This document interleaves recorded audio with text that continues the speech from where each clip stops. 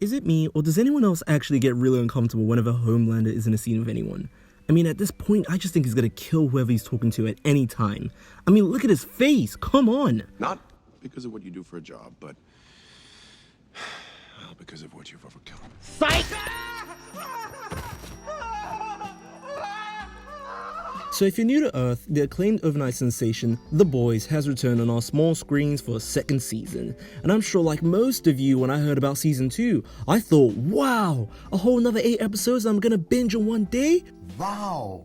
And then I find out it's only 3 episodes? 3? And they're releasing them weekly? What the? Now, Boys Season 1 was incredible and groundbreaking in the sense that it created a sick original superhero world with a twisted and morally interesting set of characters that just changed the game for television heroes and villains, period. Thanks, Pimp. You done changed the game, that's what you did. It was almost like a superior version of Game of Thrones. But a big part as to why it got so big was because of all 8 episodes released at once. So this quickly allowed us to learn about the world and connect to the characters all as fast as possible. Also, these episodes all act as one whole story rather than separate sums of one part. So binging it theoretically is the best way to watch it. It's not like a villain of the week thing. It allowed the creators to take major risks, and we could just go, damn, that's crazy. Thank God the next episode is here immediately to explain things so I don't hate the direction they've just taken this. The rest is now history. So with season 2 here, the same deal should apply. Except it doesn't. You see, season 2 starts off slow, and I mean very slow. The boys are still hiding away as fugitives, Butcher's gone for like the whole first episodes, Huey and his soup girlfriend still meet up and plan their takedown, and Homelander's still being the literal personification of Satan. How can you try and raise a kid born from a woman you just raped? Jesus Christ. Look, it was an interesting beginning that slowly reminds you of where we were and what the stakes were. Then, shit gets real interesting once the soup terrorist gets involved, and everything just goes to hell. Vought is exposed, and the terrorist causes shit to go crazy, and the boys are targets again. This setup worked greatly due to the tension between Huey and Butcher, and quite frankly, every other character in relation to their peers, increasing.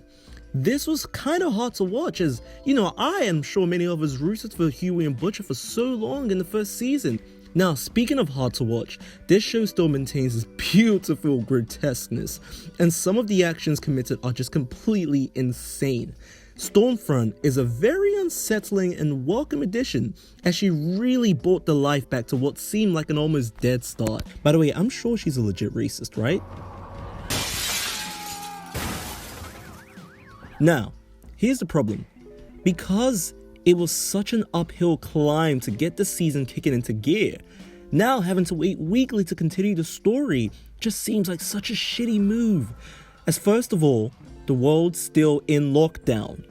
Where the hell are we gonna go? What the hell are we gonna be able to do for a whole week? For the best show currently out right now? I mean, I'm not bothered to wait. It's just such a money-hungry scheme from Amazon to get people to pay for their Prime Video subscriptions to keep that money rolling in. God, I'm getting fucking tired of subscriptions. Look, it's a clever move business-wise, as you're keeping a greater hold on subscription, and maybe the status for the show will hold longer, like Game of Thrones. As you know, we all won't just forget about the show in one day if we binge it, you know, all at once. But it's such a massive fuck you to the fans who've been craving this since the end of like season 1. I mean, are we still on cable TV or something? It's 2020, let us binge. Jesus, Witcher did it, Umbrella Academy's doing it, everyone else is doing this. God damn it, Amazon. So hey, The Boys Season 2, despite its slow start, Not quite my tempo. manages to build up some great momentum and character work to keep you excited for the rest of the season. I mean, Kimiko is really ready to kill that bitch Stormfront for what she did to her brother. And speaking of Stormfront, she might begin to terrify me a little bit more than Homelander. Nothing worse than a racist superhero. Overall, waiting weekly does take away from the quality of season 2, as you tend to lose the momentum built up and forget minor things, and then you have to refresh every now and then. The music's still awesome, by the way. So, let me know what you guys thought in the comments, and maybe I might review these episodes weekly or just wait for the whole season to end. I don't know, it depends if the episodes are worth my time individually, who knows. So yeah, Leave a like if you enjoyed this. Thank you to all the new subscribers who joined for my Mulan meltdown. And if you aren't one of them, make sure to be one of them. Subscribe. Thanks for watching.